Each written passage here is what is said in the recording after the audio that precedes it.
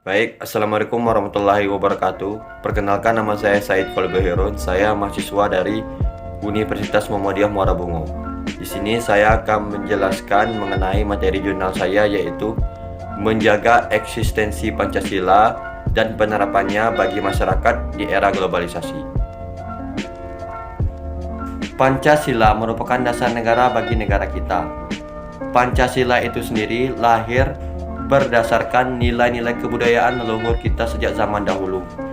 Tanpa disadari, nilai-nilai tersebut melekat pada nenek moyang kita terdahulu. Pancasila terdiri dari Panca dan Sila. Panca diusulkan oleh Soekarno, sedangkan Sila diusulkan oleh ahli bahasa. Sejak tahun 1945 hingga saat ini, era globalisasi banyak membuat negara di seluruh dunia tidak memiliki batasan. Ada 5 pembahasan atau permasalahan yang mendasari pada jurnal saya. Yang pertama yaitu ideologi Pancasila dalam pemikiran radikal dan revolusioner. Terus yang kedua, ideologi Pancasila dalam pemikiran perspektif nasional. Yang ketiga yaitu nilai-nilai yang terkandung dalam Pancasila. Terus yang keempat, kondisi masyarakat Indonesia pada saat ini dalam mengamalkan nilai-nilai Pancasila. Terus yang kelima, upaya yang dilakukan oleh masyarakat dalam membudayakan nilai-nilai Pancasila. Pada materi yang pertama, yaitu mengenai ideologi Pancasila dalam pemikiran radikal dan revolusioner. Perlu kita ketahui bahwa Indonesia sebagai Pancasila sebagai dasar negara banyak mengalami ketegangan dan konsensus.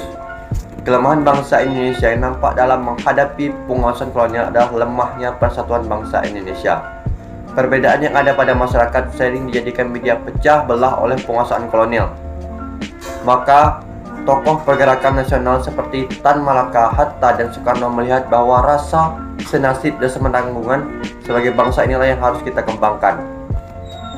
Pancasila dirintis untuk menggapai tatanan masyarakat yang adil dan makmur. Berbagai nilai-nilai dasar tersebut mulai dirintis oleh tokoh-tokoh pergerakan nasional. Pada saat Soekarno menyebutkan dan merumuskan dasar negara yang ditawarkan dalam sidang BPUPKI, tidak ada hadirin yang menolak. Berbagai nilai-nilai leluhur tersebut sudah ada dan hidup di masyarakat Nusantara serta diperkaya dengan pemikiran dunia modern.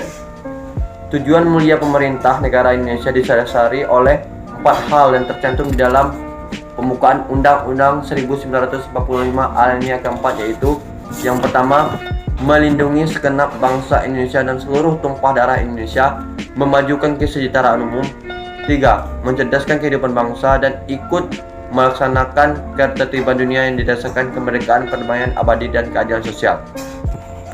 Yang selanjutnya yaitu ideologi Pancasila dalam perspektif global. Pancasila merupakan dasar negara dan pandangan hidup bangsa Indonesia. Sebagai dasar negara, Pancasila dijadikan sebagai dasar dalam membangun negara kesatuan Republik Indonesia. Pancasila sebagai dasar negara diwujudkan dalam hukum nasional Indonesia, di mana Pancasila menjadi sumber dari segala sumber hukum yang ada di negara Indonesia. Sedangkan sebagai pandangan hidup bangsa, Pancasila dijadikan sebagai tuntunan bagi seluruh masyarakat Indonesia dalam menjalani kehidupan sehari-hari. Globalisasi merupakan gejala globalnya sosial kultur antara bangsa, sehingga kultur antar bangsa di dunia seolah melebur dan menjadi kultur dunia global. Akibatnya, hubungan antar bangsa semakin dekat. Arus globalisasi tidak mungkin dihentikan berjalannya globalisasi, tidak terlepas dari perkembangan ilmu pengetahuan dan teknologi sebagai penyebabnya.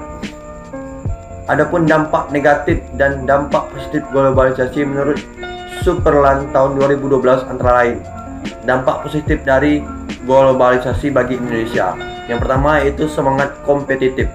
Untuk mengikuti arus globalisasi, suatu negara dituntut untuk mampu bersaing di dunia internasional.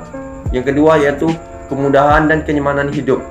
Globalisasi dengan kemajuan di bidang informasi, komunikasi, dan transportasi telah memberi kemudahan dan kenyamanan masyarakat. Selanjutnya yaitu dampak negatif globalisasi bagi bangsa Indonesia. Yang pertama yaitu pergeseran nilai. Sesuatu yang baru, nilai, teknologi, budaya, dan lainnya dari asing secara tidak otomatis dapat diintegrasikan ke dalam kondisi individu atau masyarakat yang menerimanya. Dua, yaitu pertentangan nilai. Masuknya nilai-nilai baru yang asing tidak sejalan atau bukan bertentangan dengan nilai-nilai leluhur dari pandangan hidup masyarakat. Yang ketiga, perubahan gaya hidup atau lifestyle. Terus yang keempat, berkurangnya kedaulatan negara. Terus yang keempat yaitu kondisi masyarakat Indonesia saat ini dalam menerapkan nilai-nilai Pancasila. Kondisi bangsa Indonesia saat ini dapat dikaji dan diidentifikasi dengan melihat perilaku dan kepribadian masyarakat Indonesia yang tercermin pada tingkah laku masyarakat sehari-hari, yang mana perilaku masyarakat Indonesia saat ini yang tidak sesuai dengan nilai-nilai Pancasila, yaitu yang pertama, penyimpangan sila pertama. Saat ini kita menjumpai generasi muda yang tidak bertakwa kepada Tuhan Yang Maha Esa, misalnya meninggalkan ibadah, melanggar peraturan agama, dan menganggap dirinya sebagai Tuhan dan Rasul, dan lain sebagainya. Penyimpangan terhadap sila yang kedua yaitu sekarang ini kita temui di antara pemuda Indonesia yang tidak memanusiakan manusia lain sebagai mana mestinya, misalnya kasus pembunuhan, perampokan, pemerkosaan, dan lain sebagainya. Yang ketiga yaitu penyimpangan terhadap sila ketiga, memudahnya rasa persatuan dan kesatuan yang terjadi pada masyarakat Indonesia pada saat ini. Yang selanjutnya yaitu penyimpangan terhadap sila keempat, demokrasi selayaknya dilaksanakan dengan sehat. Fenomena yang terjadi saat ini adanya money politik di kalangan masyarakat yang bisa dijumpai pada saat pemilihan kepala desa, pemilihan bupati, dan wali kota.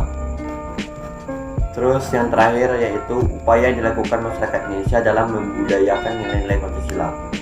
Sebelum memasuki upaya masyarakat Indonesia dalam membudayakan nilai-nilai Pancasila, maka perlu kita tahu fungsi dari Pancasila. Mungkin hanya itu yang dapat saya sampaikan. Lebih dan kurangnya saya mohon maaf. Saya akhiri dengan wabillahi taufiq wal hidayah. Wassalamualaikum warahmatullahi wabarakatuh.